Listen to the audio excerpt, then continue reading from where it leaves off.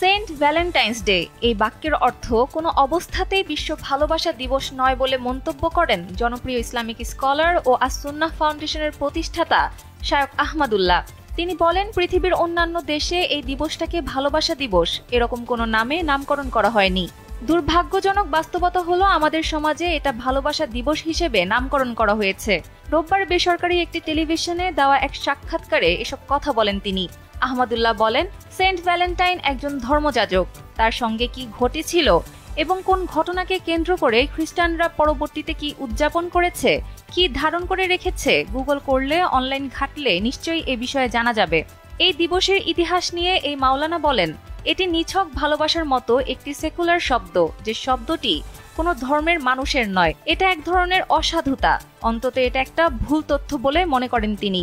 এই Islamic scholar আরও বলেন, সেন্ট ভ্যালেন্টাইন্স ডেতে ভালোবাসা বলতে যে বিনিময় হয় তার চেয়ে বেশি বিনিময় হয় বিবাহ বহির্ভূত সম্পর্কের বিনিময়।